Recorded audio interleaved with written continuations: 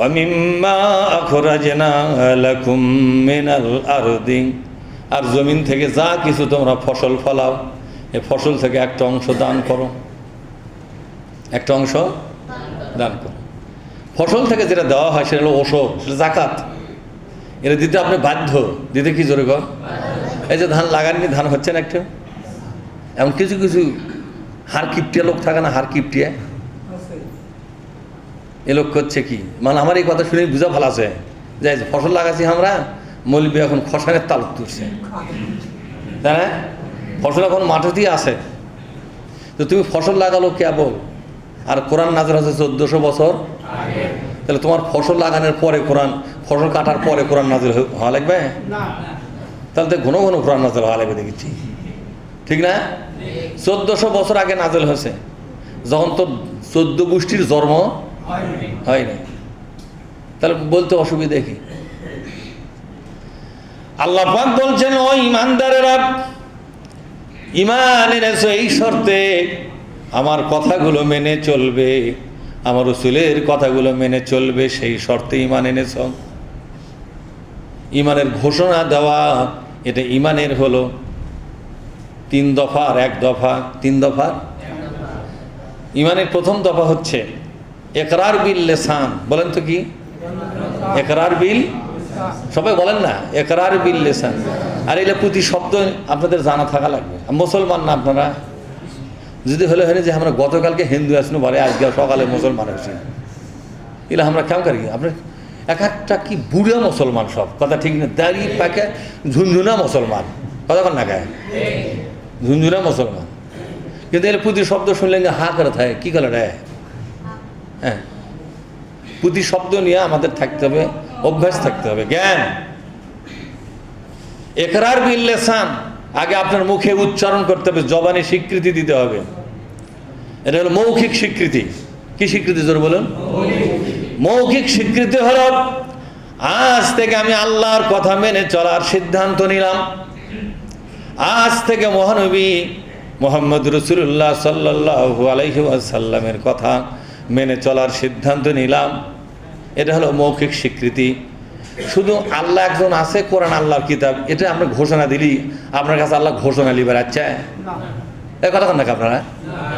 আপনি ঘোষণা দিলেন আল্লাহ তুমি এক, আমি ঘোষণা দিচ্ছি, তোমার ঘোষণা ঠেকা পড়ছে, আল্লাহ কি ঘোষণা আল্লাহ হয়েছে এটা, এই ঘোষণার নাম তো লয়। ইকরার বিল লিসান মানে হলো আপনাকে স্বীকার করতে হবে আল্লাহ আজ থেকে তোমার কথা মেনে চলার মানসিকভাবে সিদ্ধান্ত নিলাম। বুঝলেন না আমার কথা? আপনি কথা মানবেন না, আল্লাহ একজন আছে কথা বললেই আপনার ঈমান কবুল হবে? শয়তানও জানে আল্লাহ একজন আছে, বলেন তো শয়তানের ঈমান আছে না গেছে? তা আল্লাহ একজন আছে ওই জানে কি জানে না? তারপরে ঈমান আছে, আর কি জন্য ঈমান নাই? ওই যে আল্লাহর হুকুম মেনে চলার ব্যাপারে সে সিদ্ধান্ত নেয়নি।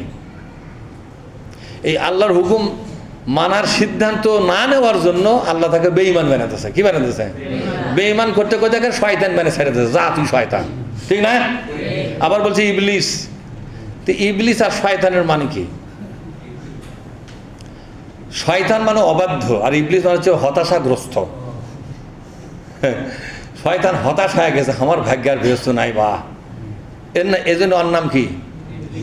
জীবনে গুনাহ ক্ষমা হবে না, আমার জান্নাতও কি হয়ে গেছে, মনের দিক থেকে কি হয়ে গেছে?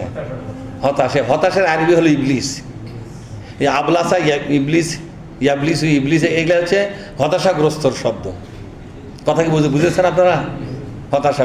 আপনারা কি হতাশাগ্রস্ত? যে অপরাধ করছে মনে হয় মাফ হবে না, বা তো ইবলিসের মধ্যে গেলেন আপনাদের। যত বড় অপরাধী করেন, ক্ষমা করে দেওয়ার দায়িত্ব কার? কিন্তু ক্ষমা চাওয়ার দায়িত্ব কার?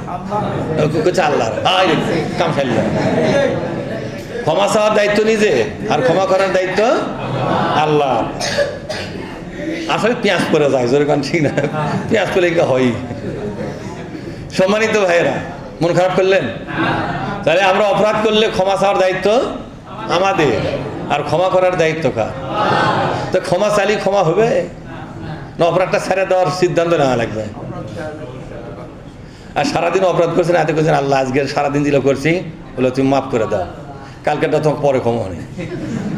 আল্লাহ পর্যন্ত অবাক যে সে বান্দা না হনুমান রে রে, কথা ঠিক না? এটা কি রে, মানুষের কাকা, কিন্তু আল্লাহ জানে এই আসলে বদের হাড্ডি, কথা ঠিক না? আর মস্তিষ্ক নষ্ট হয়ে গেছে, বিকৃত মস্তিষ্কের লোক।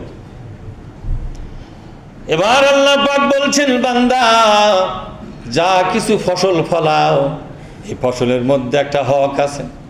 যদি ওসর হয় ওসর দাও, ওসর যদি না হয়, ওসর হওয়ার মতো ফসল যদি না থাকে তাহলে দান করো, ঠিক না?